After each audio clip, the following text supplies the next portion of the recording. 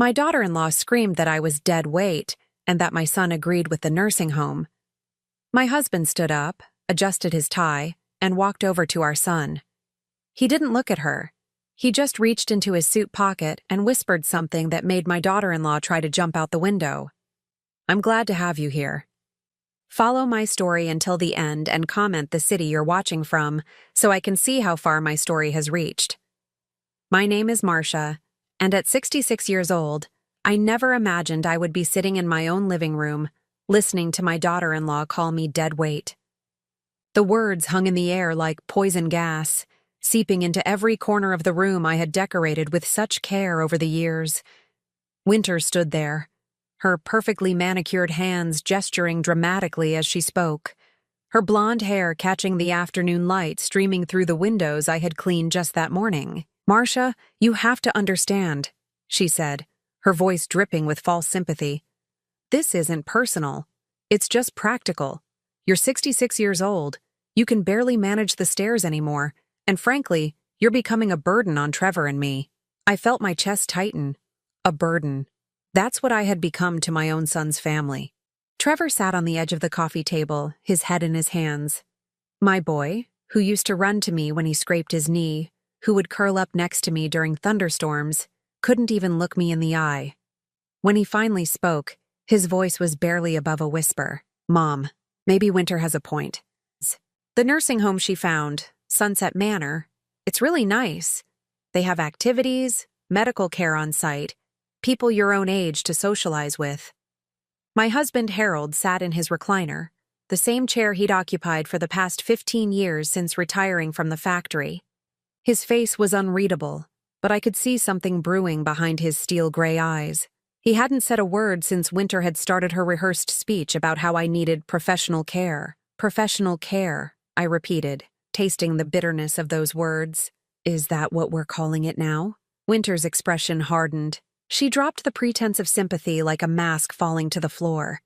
"Look, Marcia, I'm trying to be nice about this, but let's be honest. You're dead weight. Trevor agrees with me about the nursing home, don't you, honey?" She turned to my son, waiting for his confirmation like a prosecutor waiting for a guilty verdict. Trevor lifted his head, and for a moment I saw the little boy I used to tuck into bed every night. But then he nodded. He actually nodded. "I think it would be best, Mom. For everyone." The room started spinning. This was my home. The home where I had raised Trevor, where Harold and I had built our life together for over 40 years. The walls held memories of birthday parties, Christmas mornings, graduations, and quiet Sunday dinners. Now they were discussing shipping me off like an old piece of furniture they no longer wanted. "Best for everyone," I echoed, my voice cracking. "Or best for Winter." Winter's eyes flashed with anger. "Excuse me? I'm trying to help this family, which is more than I can say for some people. Do you know how exhausting it is to constantly worry about whether you've fallen down the stairs or forgotten to turn off the stove? Trevor is stressed all the time because of you." I looked at my son, searching his face for any sign of the boy who used to defend me against playground bullies. "Is that true, Trevor? Am I really such a burden to you?" He shifted uncomfortably, still unable to meet my eyes. "It's not that simple, Mom. Winter and I have been talking, and we think this transition would be better for your health and safety. Plus, we're planning to start our own family soon, and we'll need the space." Start their own family. The phrase hit me like a physical blow. I was being cleared out to make room for Winter's future children, the grandchildren I apparently wouldn't be worthy of knowing. Harold finally stirred in his chair, and I saw his jaw clench. He reached up and adjusted his tie, a habit he'd developed during his working years whenever he was about to deliver bad news to someone at the factory. The gesture sent a chill down my spine. "Harold," I whispered, hoping my husband of 43 years would finally speak up for me, would remind our son of all the sacrifices we'd made for him, all the love we'd poured into raising him. But Harold just looked at Winter with an expression I'd never seen before. It wasn't anger exactly, but something colder, more calculating. He stood up slowly, his 6-foot frame casting a shadow across the coffee table where Trevor sat hunched over. Winter continued her assault, emboldened by what she perceived as Harold's silence as agreement. "The truth is, Marcia, you're not getting any younger, and your needs are only going to increase. Trevor and I can't be your full-time caregivers. We have our own lives to live." "Full-time caregivers?" I laughed, but there was no humor in it. "I cook my own meals, clean my own house, do my own laundry. What exactly are you caring for?" "Don't be dramatic," Winter snapped. "You know what I mean. The constant worry, the responsibility. Trevor barely sleeps at night wondering if something's going to happen to you." I turned to my son again, desperate for him to contradict her, to tell me that wasn't true. But he just sat there, a puppet with Winter pulling the strings. Harold walked over to where Trevor sat and placed a firm hand on our son's shoulder. Trevor finally looked up, and I saw something pass between them, some silent communication that made Trevor's face go pale. "Dad?" Trevor's voice was uncertain now, the confidence Winter had given him suddenly wavering. Harold didn't respond to Trevor. Instead, he walked over to where Winter stood, her arms crossed defiantly across her chest. She had been so focused on breaking me down that she hadn't noticed the change in Harold's demeanor. "Winter," Harold said quietly, his voice carrying the same authority it had when he was supervising crews at the factory. "There's something you should know." Winter's eyebrows rose, clearly expecting Harold to finally voice his agreement with her plan. "Oh? What's that, Harold?" Harold reached into his suit jacket pocket, the same pocket where he always kept his reading glasses, and the small notebook he used to jot down grocery lists. But what he pulled out wasn't either of those things. It was a folded piece of paper, yellowed with age and worn at the edges as if it had been handled many times over the years. Winter's eyes fixed on it, and I saw a flicker of something uncertain cross her face for the first time since she'd started her campaign to remove me from my own home. Harold unfolded the paper slowly, deliberately, his eyes never leaving Winter's face. "This changes everything," he said simply. Winter tried to maintain her composure, but I could see her hands trembling slightly. "What is that supposed to be?" Harold looked down at the paper, then back at Winter. When he spoke, his voice was so quiet that we all had to lean in to hear him, but the words he whispered made Winter's face drain of all color, and for the first time since I'd known her, she was completely speechless. Trevor jumped up from the coffee table, staring at his father in shock. "Dad, are you serious?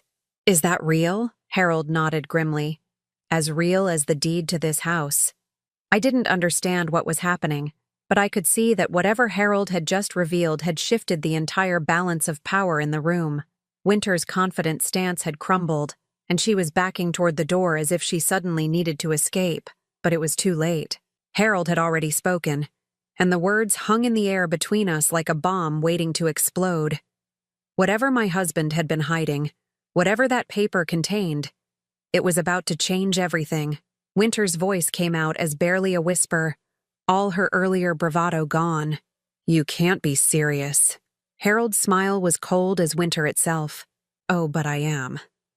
The silence that followed Harold's revelation stretched for what felt like hours, though it was probably only seconds. Winter's face had gone from confident to confused to absolutely terrified in the span of a heartbeat. She kept staring at that piece of paper as if it might burst into flames. "I need some air," Winter finally managed, her voice shaky. She practically ran from the living room, and I heard the front door slam behind her moments later. Trevor remained frozen where he stood, his mouth slightly open, looking between his father and the door where his wife had just fled. "Dad, what just happened? What was on that paper?" Harold carefully refolded the document and placed it back in his pocket. "We'll discuss it later, son. Right now, I think you need to have a long conversation with your wife about what she's been telling you." Trevor's face flushed red. "What do you mean?" "I think you know exactly what I mean." Harold's voice was stern but not unkind. "When did you start believing that your mother was a burden, Trevor? Because I've been living in this house for 43 years, and I've never seen her as anything but capable and independent." The question hung in the air like an accusation. Trevor shifted uncomfortably, running his hands through his hair, a nervous habit he'd had since childhood. "Winter's been worried," he said weakly. "She says Mom's getting forgetful, that she's found the stove left on a couple times, that she's been walking into walls. I felt a chill run down my spine. Trevor, I have never left the stove on, and I certainly haven't been walking into walls. When did Winter tell you these things?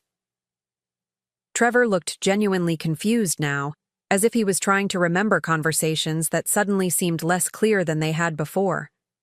She mentioned it a few weeks ago, and then again last week. She seemed really concerned. Harold and I exchanged glances.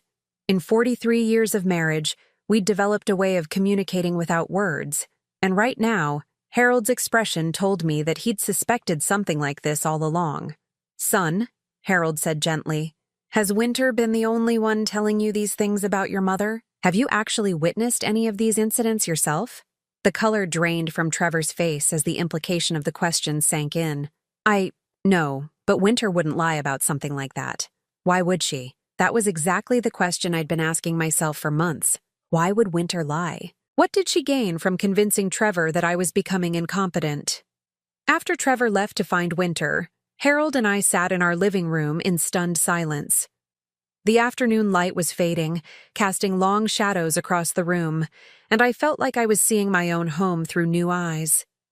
"Harold," I said quietly, "what was on that paper?" My husband looked older than his 68 years as he sank back into his recliner. The strong, authoritative man who had just faced down our daughter-in-law suddenly seemed tired. "Something I'd hoped I'd never have to use," he said. "But Marcia, we need to talk. There are things about Winter that you don't know, things I've been investigating for months." Investigating. The word felt strange in my mouth. What kind of investigating? Harold was quiet for a long moment, staring at his hands. When he finally spoke, his voice was heavy with something that sounded like guilt. "I've been suspicious of Winter for a while now. Little things at first. The way she always seemed to know exactly what buttons to push with Trevor. How quickly she'd managed to isolate him from his old friends. But then I started noticing other things." He pulled out his small notebook, the one I'd always assumed was for grocery lists and appointment reminders. But as he flipped through the pages, I saw it was filled with dates, times, and detailed notes written in Harold's careful handwriting. "June 15th, he read. "Winter tells Trevor that Marcia left the coffee pot on all night. Marcia was at her book club until 10 p.m. that evening and turned off the coffee pot before leaving at 7 p.m. I checked the pot myself when she left." My heart started racing. "You've been keeping track?" "July 2nd, Winter mentions to Trevor that I've been finding you confused in the middle of the night, wandering the house. Truth is, you sleep like a rock and haven't gotten up in the middle of the night in years, except for the bathroom." Harold continued reading from his notebook, and with each entry, the picture became clearer. Winter had been systematically building a case against my mental competence, creating incidents that had never happened, symptoms I'd never displayed. "But why would she do that?"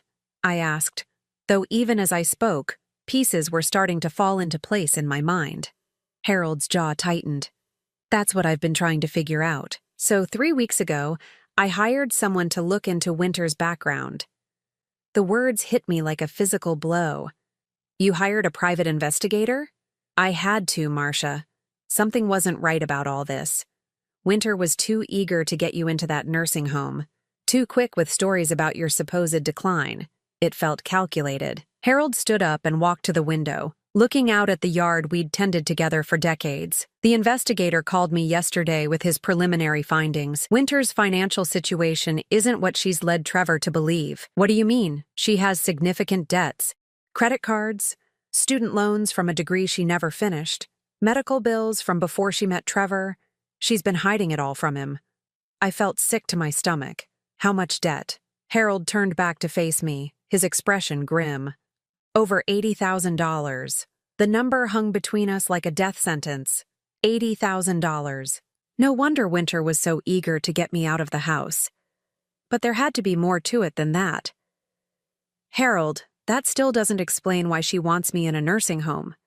Even if she has debt, how does that benefit her?" My husband's expression grew even darker. "That's where it gets complicated, Marcia. And that's where that paper I showed Winter comes in." Harold walked over to the old secretary desk that had belonged to his mother, the one where we kept important papers. He pulled out a folder I'd seen him looking through several times over the past few weeks but had assumed was related to his retirement benefits. "Do you remember your Aunt Lucille?" he asked. I frowned, confused by the sudden change of subject. "Of course. Mom's sister. She died about 5 years ago. She never married, no children." "Why?" Harold opened the folder and pulled out several official-looking documents. "Because she left everything to you, Marcia. Her house, her savings, her investments, everything." The room seemed to tilt sideways. "That's impossible. I would have known. There would have been lawyers, paperwork, notifications." "There were," Harold said quietly. "They've been coming to the house for years, but Winter has been intercepting them." The words didn't make sense at first. My brain couldn't process what Harold was telling me. Intercepting them how? "She's been collecting our mail when she visits. Remember how she always insists on helping with little things around the house? How she always volunteers to bring in the mail or take out the trash?" I thought back to Winter's visits over the past several years. She did always seem eager to help with small tasks, things that seemed thoughtful at the time. Now those gestures took on a sinister meaning. "The investigator found copies of correspondence that should have come to you. Letters from Aunt Lucille's attorney, documents from the probate court, notices about property taxes on a house you own but don't know about." "How much?" I whispered, afraid to hear the answer. Harold's voice was barely audible. "Your aunt's estate was worth approximately $400,000. The number hit me like a freight train. $400,000. An inheritance I'd never known existed, stolen from me by my own daughter-in-law. But why keep it secret for so long? Why not just tell us?" Harold's expression grew darker still. "Because Winter's been waiting for the right opportunity. She couldn't access the money while you were competent and living independently. But if you were declared mentally incompetent and placed in a nursing home..." The pieces fell into place with horrifying clarity. Trevor would become my power of attorney. And as his wife, Winter would have significant influence over those decisions. She could gain access to your inheritance while you were locked away in a facility, unable to advocate for yourself. I sank into my chair, overwhelmed by the scope of Winter's betrayal. She hadn't just been manipulating Trevor against me. She'd been systematically stealing my future, my security, my freedom. "Harold, what was on that paper you showed Winter?" My husband's smile was grim as he reached into his pocket again.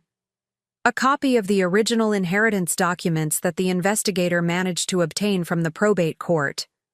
Winter thought she'd hidden all the evidence, but legal documents have a way of surviving. She knows that we know. She knows that we know everything." As if summoned by our conversation, I heard car doors slamming in the driveway.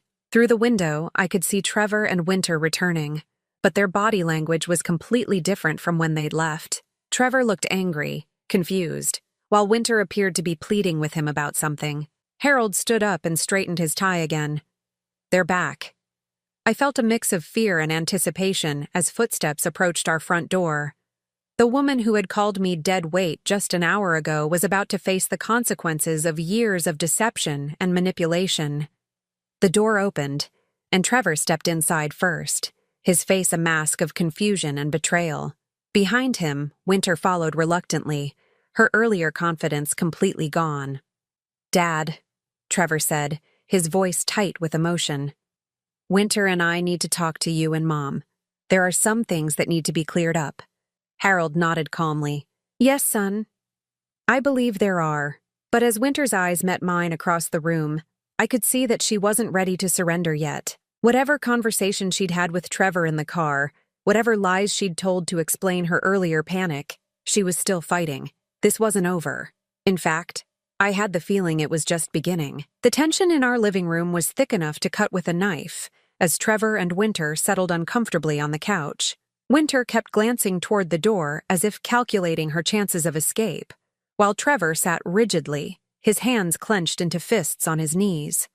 "Dad," Trevor began, his voice strained, "Winter says you've been investigating her behind our backs. She says you hired some kind of private detective to spy on her." Harold didn't flinch. "That's correct." The simple admission seemed to catch Trevor off guard. He'd clearly expected denials, explanations, maybe even apologies. Instead, his father's calm confirmation left him speechless for a moment. Winter jumped into the silence, her voice high and defensive. "See, I told you, Trevor. Your parents don't trust me. They never have. From the day we got married, they've been looking for ways to get rid of me." I felt a familiar stab of guilt at her words. It was true that Harold and I had been cautious about Winter when Trevor first brought her home. She'd seemed too polished, too eager to please, like someone playing a role rather than being herself. But we'd attributed our unease to typical parental protectiveness. Now I realized our instincts had been right all along. "Winter," Harold said quietly, "would you like to explain to Trevor why you've been collecting our mail for the past 3 years? The color drained from Winter's face so quickly, I thought she might faint. "I don't know what you're talking about." "Really?" Harold opened his folder again and pulled out a stack of photocopied envelopes. "Because I have copies of 17 pieces of mail addressed to Marcia that were never delivered to her. All collected on dates when you visited our house." Trevor turned to stare at his wife, confusion written across his features. "Winter, what is he talking about?" Winter's mouth opened and closed like a fish gasping for air. Those are just. I was trying to help. Your mother gets overwhelmed by paperwork sometimes, so I thought I'd help organize it for her." "Organize it?" Harold's voice was dangerously quiet. "Is that what you call hiding legal documents about a $400,000 inheritance?" The words hit the room like a bomb. Trevor's head snapped toward his father, his eyes wide with shock. "What inheritance?" Harold methodically laid out the documents on the coffee table between us.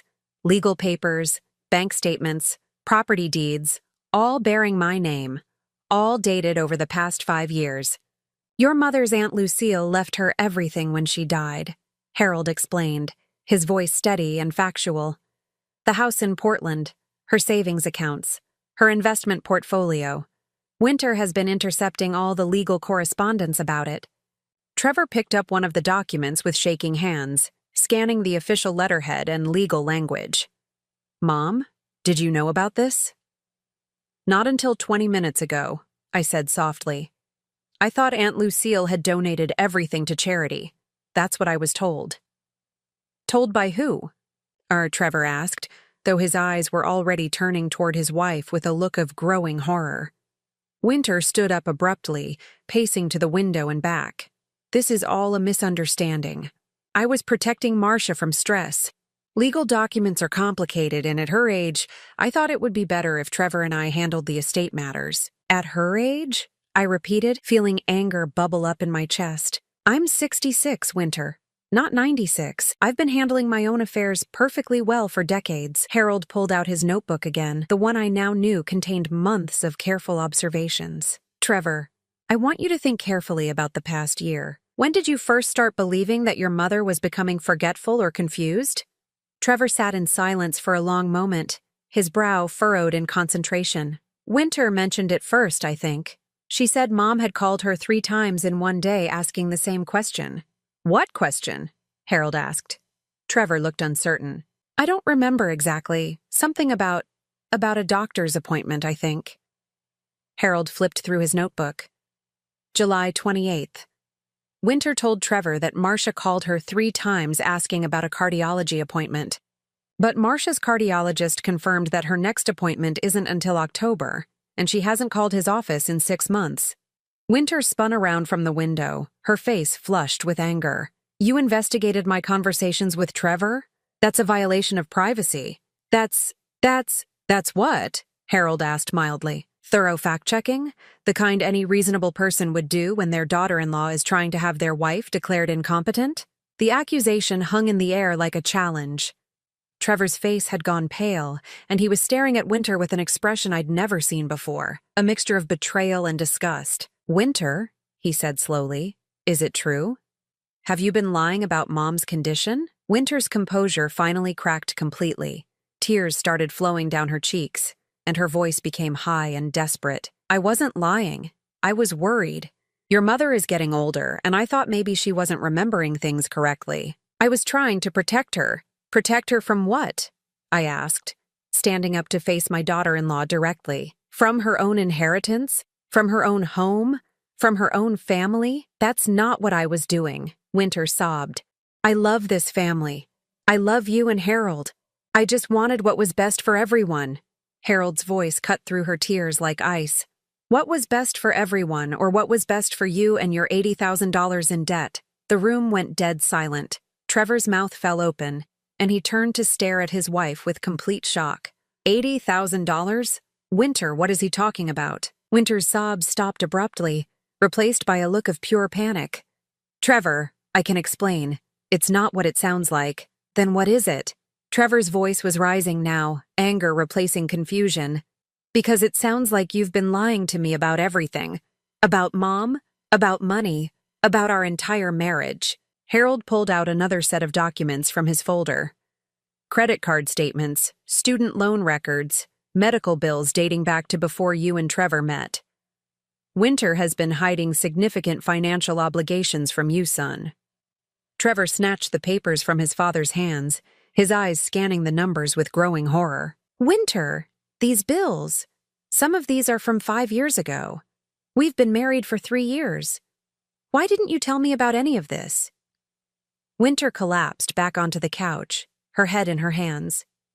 I was embarrassed. I thought I could handle it myself. I thought once we were married, once I had access to your family's resources. Our family's resources? I interrupted. Is that what this is about? You married Trevor for money? No. Winter's head shot up, her eyes wild with desperation. I love Trevor. But yes, I needed help. And I thought your family had money. And maybe if we all lived together, if we combined resources. Harold's laugh was cold and bitter. Our resources? Winter, we're retired factory workers living on Social Security and a modest pension. The only significant money in this family is your mother-in-law's inheritance that you've been trying to steal. The word steal seemed to hit Winter like a physical blow. She flinched and looked around the room as if searching for an escape route that didn't exist. I wasn't stealing anything, she whispered. I was just managing it, making sure it was handled properly. By hiding it from the person who inherited it? Harold asked. By trying to have that person declared incompetent so you could gain control of the money? Trevor was staring at the financial documents, shaking his head slowly. Winter, this debt. This is massive. These minimum payments alone are more than I make in a month. How are you planning to pay for all this? Winter's silence was answer enough.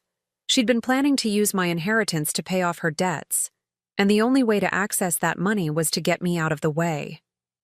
Harold reached into his jacket pocket once more, pulling out the same yellowed paper he'd shown Winter earlier. But this time, he unfolded it completely and laid it on the coffee table for all of us to see. It wasn't just an inheritance document. It was a will amendment, one that I'd never seen before, written in Aunt Lucille's careful handwriting. Your aunt was a smart woman, Marcia, Harold said softly. She suspected that someone might try to take advantage of you after her death, so she included a very specific clause in her will. I leaned forward to read the document, my heart pounding. The language was formal and legal, but one paragraph stood out clearly. Should any person attempt to manipulate, coerce, or defraud Marcia Eleanor Hutchins regarding this inheritance through false claims of mental incompetence or any other means, said inheritance shall immediately transfer to a charitable trust, and the offending party shall be subject to prosecution for fraud. Winter's face went absolutely white as the implications sank in. Not only had she failed to gain access to my inheritance, but her attempts to steal it had just triggered a clause that would take it away from me entirely unless we could prove her fraud. Trevor set down the financial documents and looked at his wife with an expression of complete revulsion. You weren't just trying to steal from my mother. You were willing to have her locked away in a nursing home to do it. Winter started sobbing again, but this time there was no sympathy in the room for her tears. Trevor, please, you have to understand. I was desperate. The creditors were calling every day. I thought I was going to lose everything. So you decided to destroy my family instead? Trevor stood up, towering over his wife. You made me believe my own mother was losing her mind. You almost convinced me to abandon her when she needed me most. Harold folded up Aunt Lucille's will amendment and placed it back in his pocket. The good news is that your aunt anticipated this possibility. The fraud clause can be reversed if we can provide evidence that Winter's actions were deliberate and malicious. He gestured to the stack of documents on the coffee table. Which we can. Winter looked around the room at all of us, her eyes wild with panic. She knew she'd been caught, knew that all her careful manipulation had unraveled. But I could see her mind working, searching for some last desperate play. "You can't prove anything," she said suddenly, her voice gaining strength. "Those are just coincidences. Maybe I did help with the mail, but I was trying to be helpful. Maybe I was worried about Marcia's memory, but that's just being a caring daughter-in-law. You can't prove I was trying to steal anything." Harold's smile was cold as he pulled out his phone. "Actually, Winter, we can." He pressed a button, and suddenly Winter's own voice filled the room, tinny but clearly recognizable through the phone's speaker. "The old lady's getting suspicious. We need to move faster on the nursing home thing. Once she's declared incompetent, Trevor can sign the papers and we'll have access to the whole inheritance. 400,000 should be enough to pay off the cards and still have plenty left over." The blood drained from Winter's face as her own words condemned her. "Where did you get that? You can't record people without their permission." "I didn't record you," Harold said calmly. "Your friend Madison did. Turns out she's not as loyal as you thought. The private investigator approached her last week, and she was very cooperative once she understood the legal implications of helping someone commit fraud." Winter collapsed back onto the couch, finally understanding that she had no way out. Every lie had been exposed, every manipulation revealed. She was finished, but as I looked at my devastated son and my heartbroken husband, I realized that Winter's defeat was only the beginning. The damage she'd done to our family would take much longer to repair than it had taken to expose her crimes. Trevor was staring at his wife as if she were a stranger, which in many ways she was. "Who are you?" he whispered. "I don't even know who I married." Winter's response was so quiet, I almost didn't hear it. Someone who didn't have any other choice. But we all knew that wasn't true. Winter had made her choices, and now she would have to live with the consequences. The silence that followed Harold's bombshell recording stretched for what felt like an eternity. Winter sat frozen on our couch, her face ashen, staring at Harold's phone as if it were a venomous snake. Trevor had backed away from his wife until he was pressed against the wall, looking like a man who'd just discovered he'd been living with a stranger for 3 years. I felt numb, disconnected from the scene unfolding in my own living room. Hearing Winter's voice so casually discussing my manipulation, referring to me as the old lady, planning to steal my inheritance, was like watching a horror movie where I was the victim. "Winter?" Trevor's voice was barely a whisper. "Tell me that wasn't you on that recording." Winter's mouth opened and closed several times before any sound came out. "Trevor, you don't understand. I never meant for it to go this far. I was scared." "Scared of what?" Trevor's voice was getting stronger, angrier. "Scared of being honest with your husband? Scared of working to pay off your own debts instead of stealing from my mother?" Harold pocketed his phone and pulled out yet another document from his seemingly endless folder. "I'm afraid it gets worse, son." Trevor's face went even paler. "Worse? How could it possibly get worse?" Harold glanced at me, and I saw something in his eyes that made my stomach clench with dread. "Marcia, do you remember when your doctor wanted to increase your blood pressure medication last month?" I frowned, confused by the sudden change of subject. "Yes, but I told him I'd been feeling fine. My readings at home were normal, so we decided to keep the current dosage. And do you remember who suggested you start checking your blood pressure at home in the first place?" The question hit me like a physical blow. "Winter," I whispered. "She said she was worried about my health, that she'd bought a home monitor for me to use." Harold nodded grimly and handed me the new document. It was a receipt from a medical supply store, dated 6 months ago. Winter had indeed purchased a blood pressure monitor, but she'd also bought something else, a bottle of medication that would artificially raise blood pressure readings.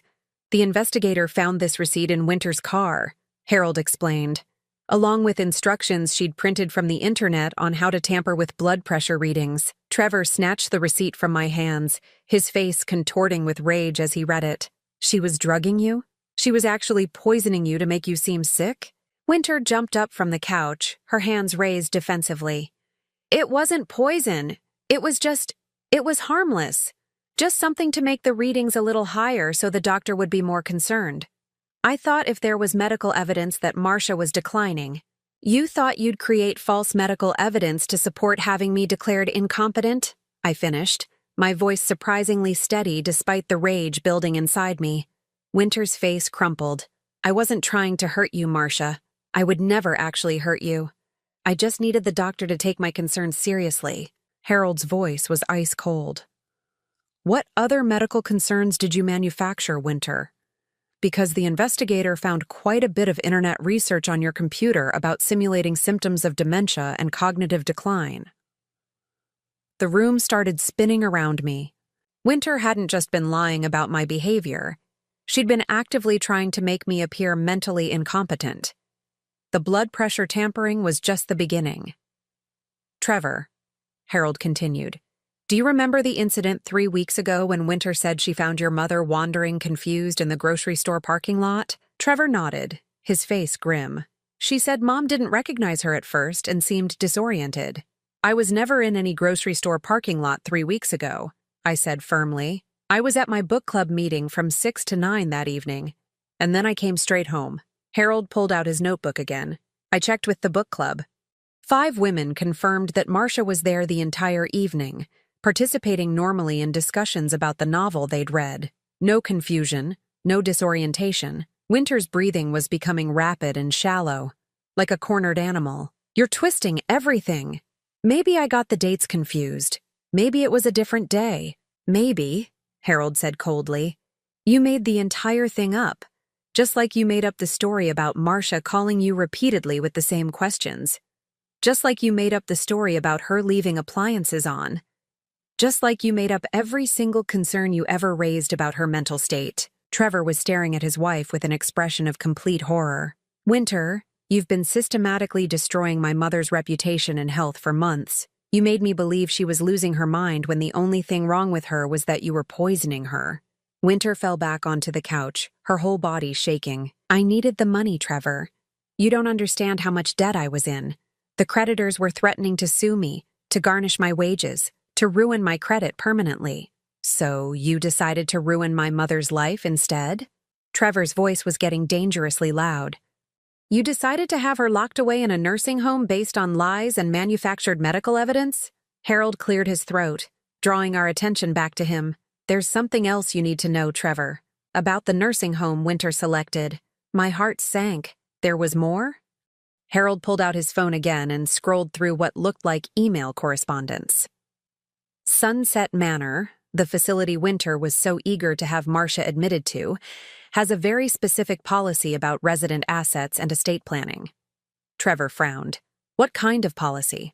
Upon admission, residents are strongly encouraged to sign financial power of attorney documents, giving the facility and the residents immediate family control over all assets. It's supposed to be for simplified billing and care management. I felt sick to my stomach. And once those papers were signed, Harold's expression was grim. Winter, as Trevor's wife, would have had significant influence over decisions regarding your assets. The inheritance money could have been transferred to accounts she had access to within weeks of your admission. Winter's sobs were becoming hysterical now. I wasn't going to steal it all. I just needed enough to pay off the debts. The rest would have been saved for Trevor and our future children. Our future children? Trevor's voice cracked with emotion. You were willing to destroy my relationship with my mother, have her drugged and institutionalized, steal her inheritance, and you thought I'd want to have children with you after that? Winter looked up at Trevor with desperate, pleading eyes. Trevor, please. I love you. I made terrible mistakes, but I love you. We can work through this. I'll get help. I'll pay back every penny. I'll do whatever it takes to make this right. Trevor shook his head slowly, backing further away from his wife. There is no making this right, Winter. You didn't just steal money or tell lies. You tried to steal my mother's entire life. You tried to steal my relationship with her. You made me complicit in abusing my own mother." The last words came out as a choked whisper, and I saw tears forming in my son's eyes. The guilt he was feeling, the realization of how close he'd come to abandoning me based on Winter's lies, was eating him alive. I stood up and walked over to Trevor, placing my hand on his arm. "This is not your fault," I said firmly. "She manipulated you just as much as she manipulated me." "But I should have known," Trevor said, his voice breaking. "I should have questioned what she was telling me. I should have spent more time with you, observed for myself, instead of just believing her stories." Harold joined us, placing his hand on Trevor's shoulder. "Son, Winter is clearly a skilled manipulator. She had months to plan this, and she was very careful about how she presented information. You trusted your wife, which is what husbands are supposed to do." Winter was watching our family moment with increasing desperation. "Trevor, please don't let them turn you against me. Yes, I made mistakes, but I'm your wife. We took vows. For better or worse, remember?" Trevor turned to look at his wife, and the expression on his face made her recoil. "For better or worse doesn't include fraud, elder abuse, and attempted theft of $400,000, Winter. There are limits to what marriage vows can cover." Harold pulled out one final document from his folder, and I could tell from his expression that this was the worst news yet. "Winter, there's something you should know about that recording of you discussing Marcia's inheritance." Winter looked up with red, swollen eyes. "What about it?" "Madison wasn't just secretly recording you for our investigator. She was also wearing a wire for the FBI." The words hit the room like a lightning strike. Winter's face went completely white, and Trevor stumbled backward as if he'd been punched. "The FBI?" Trevor's voice was barely audible. Harold nodded grimly. "Elder abuse, mail fraud, conspiracy to commit fraud involving amounts over $100,000. These are federal crimes, Winter. The local district attorney's office has already been contacted." Winter let out a sound that was part scream, part sob. "No, no, no. You can't do this to me. I'll pay everything back. I'll confess to Trevor and apologize to Marcia. I'll do whatever you want." "It's too late for that," Harold said quietly. "The moment you started intercepting Marcia's mail and tampering with her medical care, you crossed lines that can't be uncrossed. This isn't a family dispute anymore, Winter. This is a criminal matter." As if summoned by Harold's words, we heard car doors slamming in the driveway. Through the window, I could see two dark sedans parked behind Winter's car, and several serious-looking people in business suits walking toward our front door. Winter saw them too and let out a wail of despair. "Trevor, please, don't let them arrest me. I'm your wife." But Trevor was staring at his wife with a mixture of disgust and pity that told me their marriage had died in that living room, strangled by lies and betrayal. The doorbell rang, and Harold walked calmly to answer it. I heard him speaking quietly to someone, then footsteps entering our home. A woman in a dark suit appeared in the living room doorway, holding up a badge. "Winter Hutchins? I'm Agent Sarah Martinez with the FBI. You're under arrest for conspiracy to commit mail fraud and elder abuse." Winter looked around the room one last time, her eyes lingering on Trevor's face. "I'm sorry," she whispered. "I'm so sorry." But sorry wasn't enough. Sorry couldn't undo the months of manipulation, the lies, the systematic destruction of our family's trust. Sorry couldn't give back the time I'd spent doubting myself, wondering if I was really losing my mind. As the agents led Winter away in handcuffs, Trevor collapsed into his father's arms, sobbing like the little boy he'd once been. "Dad, I almost put Mom in a nursing home. I almost abandoned her because of lies." Harold held his son tightly, his own eyes wet with tears. "But you didn't, Trevor.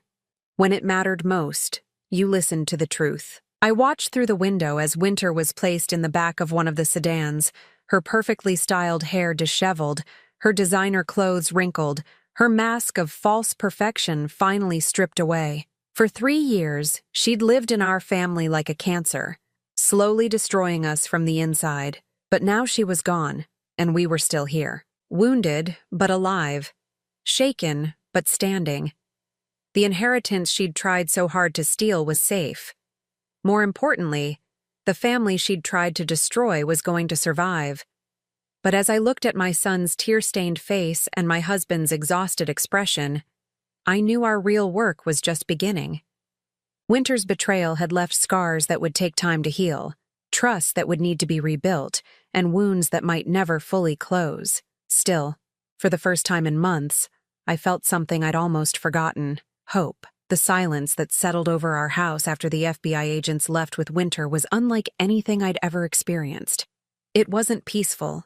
It was the hollow quiet that follows a tornado when you're still standing, but everything around you has been destroyed. Trevor sat slumped in the same chair where Winter had delivered her ultimatum about the nursing home just hours earlier. He hadn't spoken since the agents led his wife away in handcuffs. He just stared at the coffee table where all of Harold's evidence was still spread out like pieces of a puzzle that revealed a picture none of us had wanted to see. Harold moved around the room methodically, collecting the documents and returning them to their folder. His movements were careful, deliberate, like a man who had just completed the most difficult task of his life and wasn't sure what to do next. I found myself studying my son's face, looking for traces of the little boy who used to climb into my lap when he was scared or hurt. That boy was still there, I realized. Underneath the beard and the worry lines and the weight of adult responsibility, he was still my Trevor, still the child who needed his mother's comfort when the world became too frightening to navigate alone. "Mom," Trevor finally spoke, his voice rough with unshed tears. "How long do you think she was planning this?" I considered the question carefully. Winter's manipulation had been so gradual, so subtle, that it was hard to pinpoint when her concern for my well-being had shifted into something darker. "I think it started the day she found out about Aunt Lucille's inheritance," I said quietly. "She's always been good at reading people, at figuring out what they need to hear.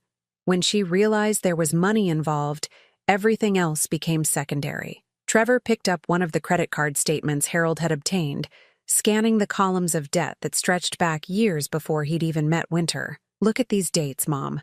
She was already drowning in debt when we started dating. What if she targeted me specifically because she thought my family had money?" The thought had occurred to me too, but hearing Trevor voice it made it real in a way that was almost unbearable. "Trevor, don't torture yourself with questions like that. Even if Winter had ulterior motives from the beginning, that doesn't change the fact that you acted out of love. Everything you did because you thought you were protecting your family." Harold finished organizing his papers and sat down heavily in his recliner. "Son, there's something else you need to know. Something the investigator discovered about Winter's past relationships." Trevor's head snapped up, his eyes wide with a mixture of dread and desperate curiosity. "What do you mean?" Harold pulled out his phone and scrolled through what looked like an email. Winter was married before, twice actually. The investigator tracked down her previous husbands. My heart sank. Another secret, another lie. How many layers of deception had Winter built around herself? "Both marriages followed similar patterns," Harold continued, his voice clinical and detached. "She would identify men from families she believed had assets, marry them quickly, then begin campaigns to isolate them from their relatives while positioning herself to inherit or control family wealth." Trevor's face went gray. "Are you telling me I was just another mark?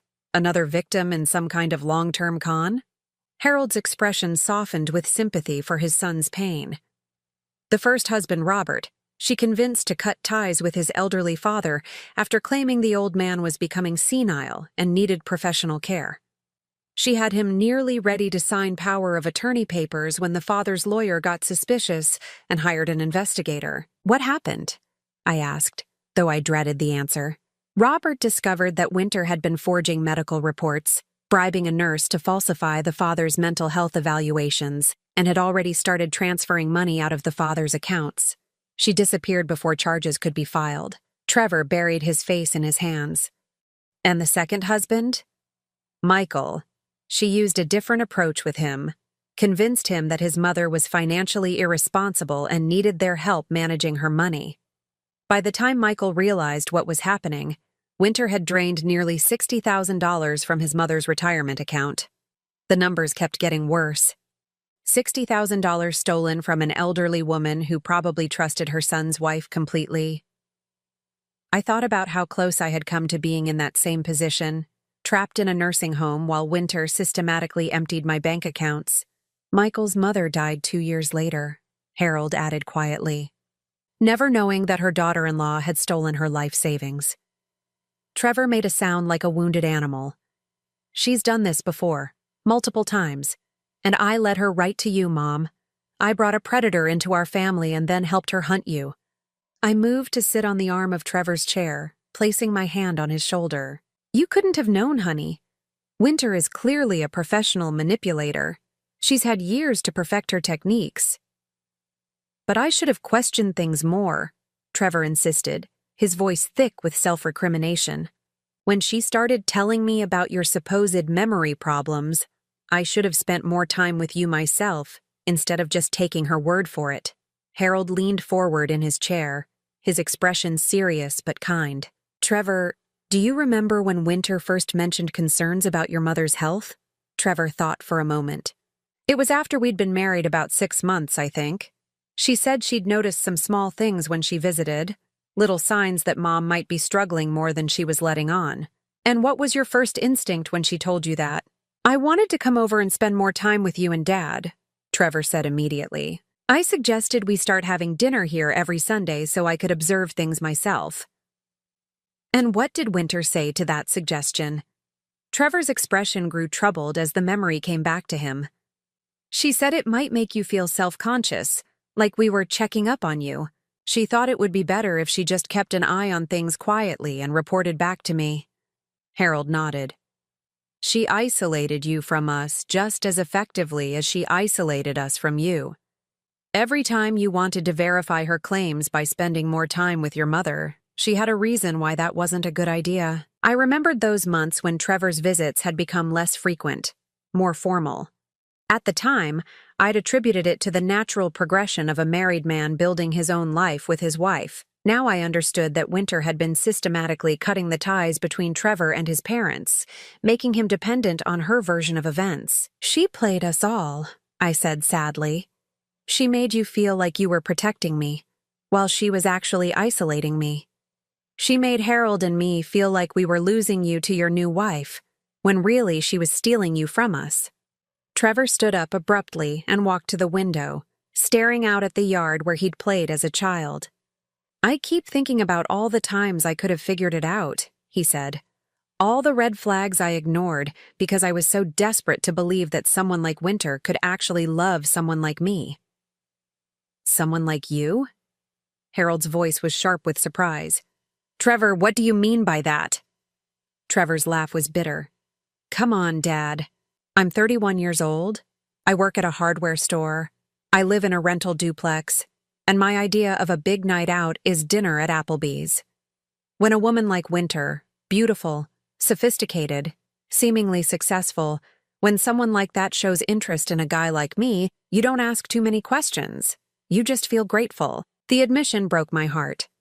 My successful, intelligent, kind-hearted son saw himself as unworthy of love, as someone who should be grateful for whatever scraps of affection he could get. No wonder Winter had found him such an easy target. Trevor, I said firmly, you are one of the most decent, hard-working, loyal men I've ever known. Any woman would be lucky to have you in her life. Winter didn't choose you because you were an easy mark. She chose you because she recognized your good qualities and thought she could exploit them. Harold stood up and joined Trevor at the window. Son, Winter's previous husbands weren't losers or failures either. Robert was an accountant with his own practice. Michael was a teacher who coached high school football in his spare time. She targets good men, men with strong family connections and moral values, because those are the men most likely to sacrifice their own interests to protect the people they love. Trevor turned away from the window, and I could see that some of the self-blame was beginning to lift from his shoulders. So what happens now? He asked. With Winter, with the charges, with everything? Harold sat back down and pulled out a business card. Agent Martinez left this for us. Winter's arraignment is scheduled for next Thursday. They're charging her with mail fraud, conspiracy to commit fraud, and elder abuse. Given her history with the previous marriages, she's looking at significant prison time. The reality of it hit me suddenly. Winter, the woman who had sat at my dinner table and called me dead weight, who had drugged my blood pressure medication and tried to have me declared mentally incompetent, was going to prison. The justice of it felt abstract, distant, like something happening to other people. "Will we have to testify?" I asked. "Probably," Harold replied. "The prosecutor will want us to detail the timeline of Winter's manipulation, especially the medical tampering and the intercepted mail." Trevor sat back down heavily. "I can't believe I'm going to have to testify against my own wife in a criminal trial." "Your soon-to-be ex-wife," Harold corrected gently. "Son, you'll need to file for divorce immediately. Given the circumstances, it should be straightforward, but you'll want to protect yourself legally and financially." The practicalities of dismantling a marriage built on lies seemed overwhelming. How do you divide assets with someone who was about to go to prison for fraud? How do you explain to friends and coworkers that your wife wasn't who you thought she was? "There's one more thing," Harold said, his tone suggesting this was important. "Agent Martinez asked if we wanted to pursue restitution for the inheritance money Winter attempted to steal. I frowned, but she didn't actually take any of my inheritance. She just prevented me from knowing about it." "True, but the attorney handling Aunt Lucille's estate says there were investment opportunities and time-sensitive decisions that should have been made over the past 5 years. By preventing you from knowing about the inheritance, Winter may have cost you additional money in lost investment income and property value appreciation." The numbers were staggering when Harold explained them. The Portland house that had been sitting empty could have been rented out for approximately $1,500 per month. The investment accounts should have been actively managed rather than sitting dormant. Conservative estimates suggested that Winter's interference had cost me at least $70,000 in lost income over 5 years. $70,000, Trevor repeated numbly. "She didn't just try to steal your inheritance, Mom. She actually did steal money from you by preventing you from managing it properly." The scope of Winter's betrayal seemed to grow with each new revelation. She hadn't just been planning to steal my future, she had already been stealing from it for years.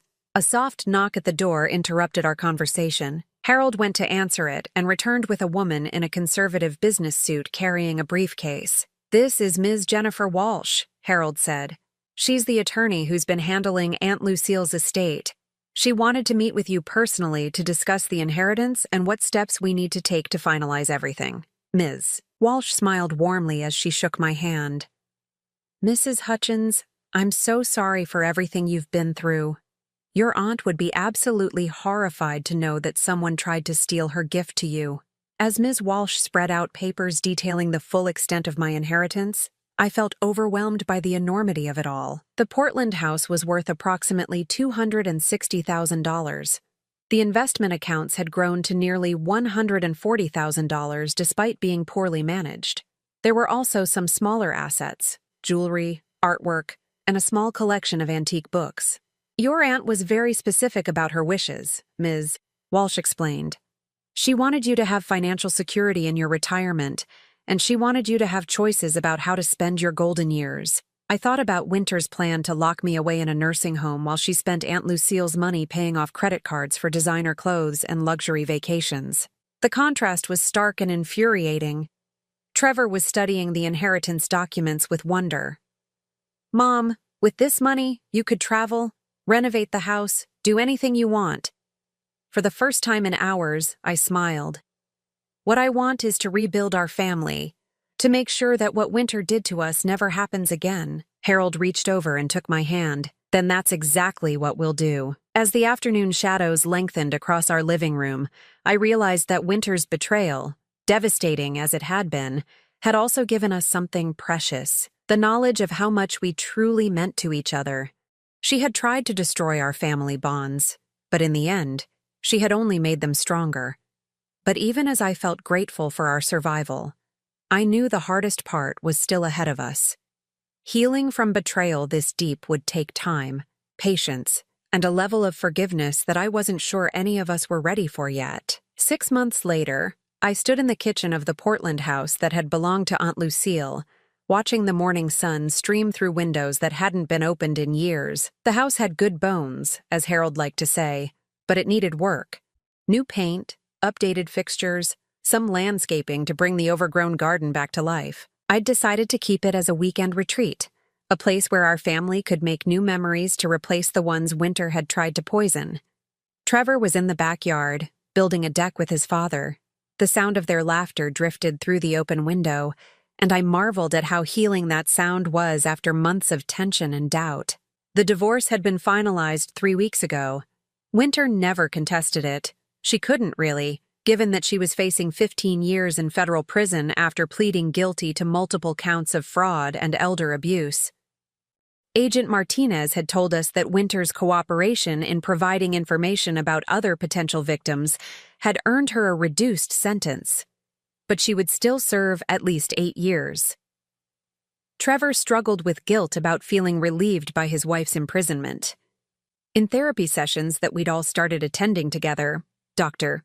Rebecca Foster had helped him understand that his marriage had been built on lies from the very beginning. There was nothing to mourn because the woman he thought he'd married had never really existed. "How's that deck coming along?" I called out the window. "Almost ready for the furniture you ordered?" Harold called back, "Though I still think you bought too many chairs." I smiled. I had deliberately ordered extra chairs for the outdoor dining set. After years of feeling like there wasn't room for me at my own family table, I wanted to make sure there would always be space for everyone who belonged in our lives. The inheritance money had given me choices I'd never expected to have at 66. I could have traveled the world, moved to a luxury retirement community, or simply invested it all and lived off the interest. Instead, I'd chosen something different. I'd chosen to rebuild. The Portland house was just one part of it. I'd also used some of the money to help Trevor make a down payment on a small house in our neighborhood, close enough that we could see each other regularly, but far enough that he could build his own life. Harold and I had renovated our own home, too, updating the kitchen where Winter had sat and called me dead weight, transforming it into a warm, welcoming space where that conversation felt like something from another lifetime. "Mom, come see this," Trevor called from the backyard. I walked outside to find them standing back to admire their handiwork. The deck was beautiful, spacious enough for the table and chairs I'd ordered, with built-in planters that we'd fill with herbs and flowers.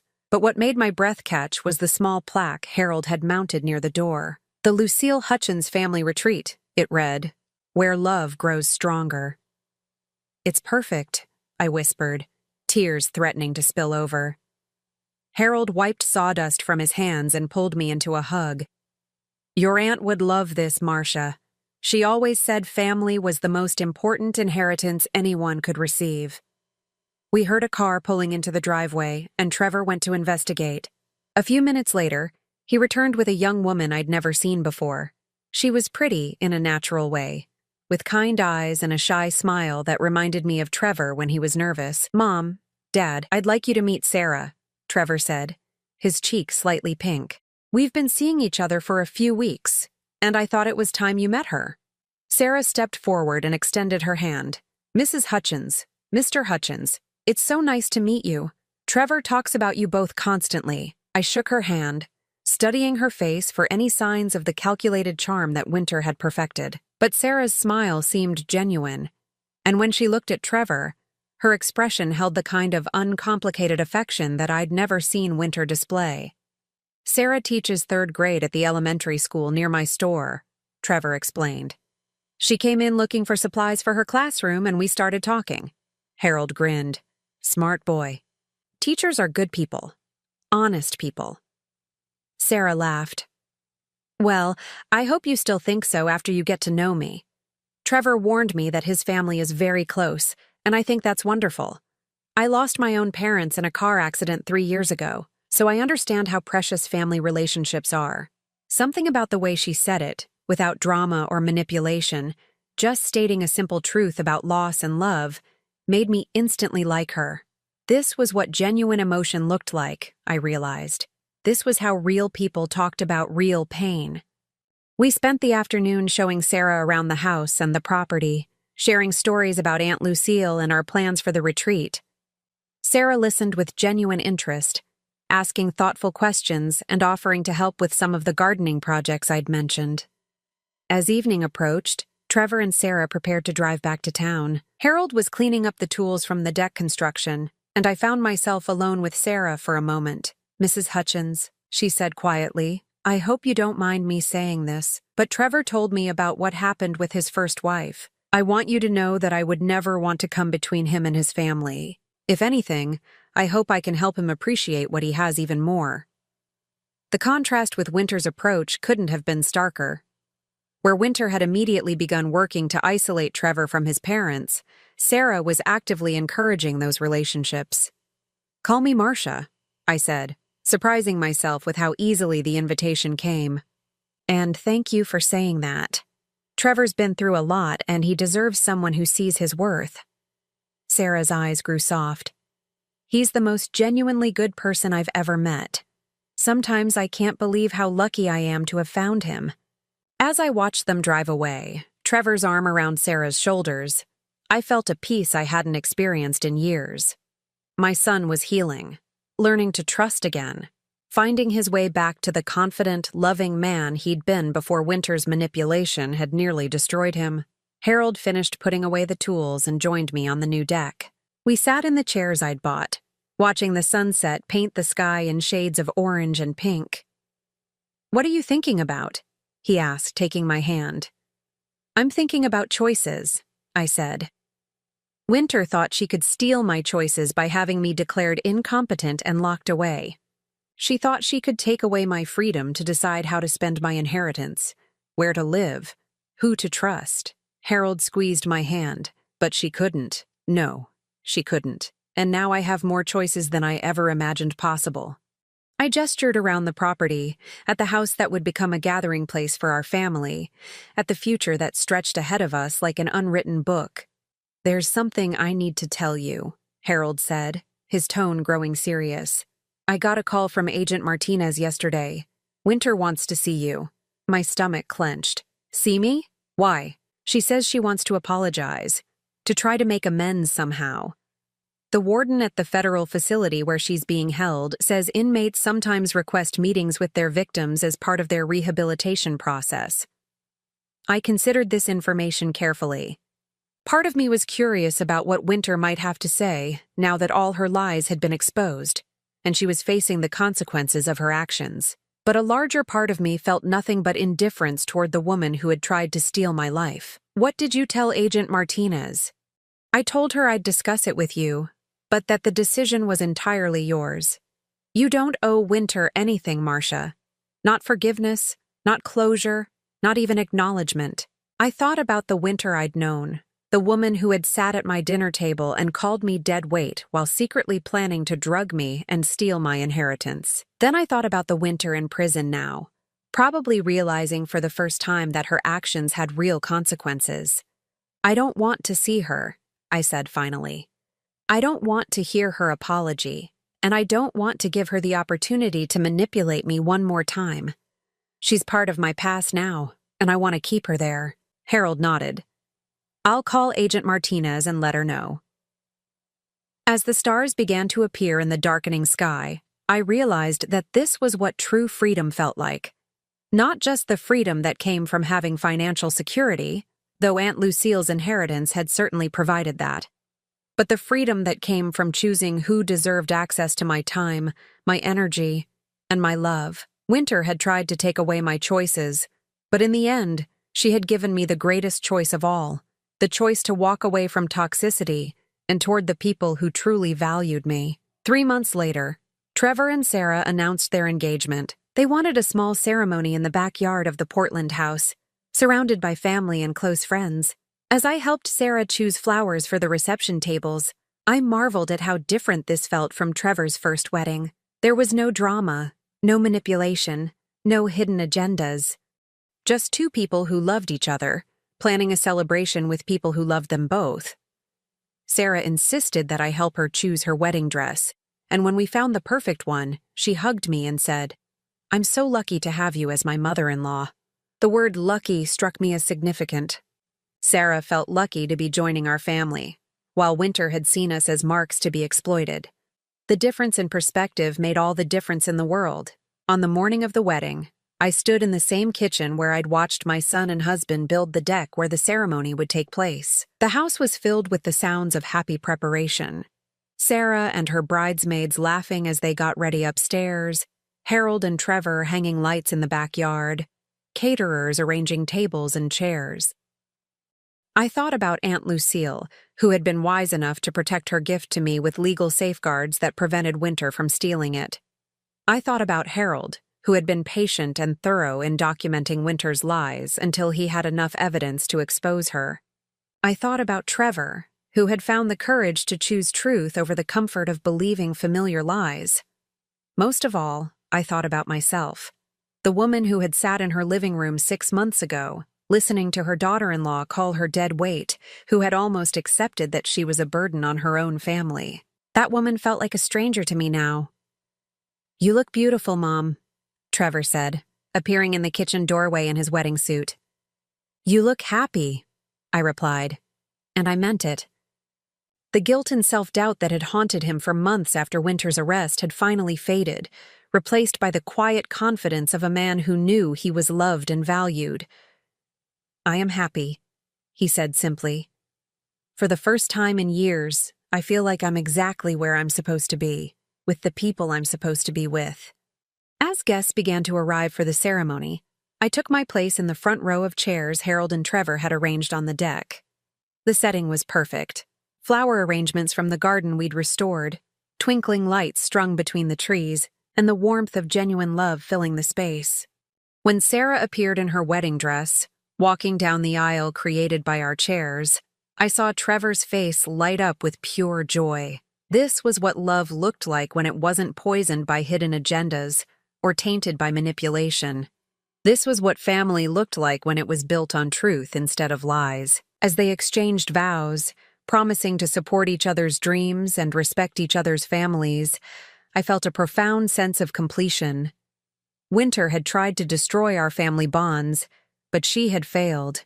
We were stronger now, more appreciative of what we had, more protective of what mattered most. The reception lasted long into the evening, filled with toasts and laughter and the kind of uncomplicated happiness that Winter had never brought to our family gatherings. As the last guests departed and we cleaned up the remnants of the celebration, I realized that this house had already fulfilled its purpose. It had become exactly what I'd envisioned, a place where our family could gather, where love could grow stronger, where the future looked bright with possibility. Harold found me sitting alone on the deck, watching the stars and reflecting on how much had changed since that terrible afternoon when Winter had tried to steal my life. "Any regrets?" he asked, settling into the chair beside me. I considered the question seriously. About Winter? About the pain she caused? About the time we lost to her lies? About any of it. I shook my head slowly. No regrets. What Winter did to us was terrible, but it also showed us what we're capable of when we protect each other. It reminded us that family isn't about obligation or guilt or control. It's about choice. And every day I choose you and Trevor and now Sarah, just like you all choose me. Harold reached over and took my hand, the same gesture that had sustained us through 43 years of marriage, including the darkest months when Winter had almost succeeded in tearing us apart. "I love you, Marcia Hutchins," he said quietly.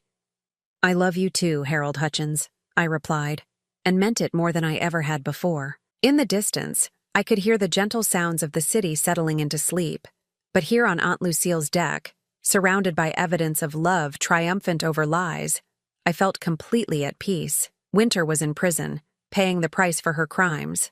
Trevor was happily married to a woman who valued family as much as he did. Harold and I had a future filled with grandchildren to spoil and memories to make.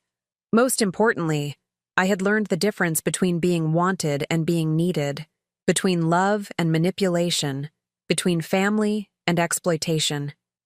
Those lessons had come at a high price, but they had also given me something precious, the absolute certainty that I deserved better than what Winter had tried to give me.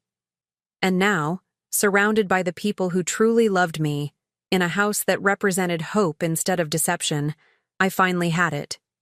Now I'm curious about you who listened to my story. What would you do if you were in my place? Have you ever been through something similar?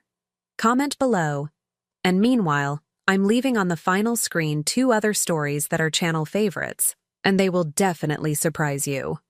Thank you for watching until here.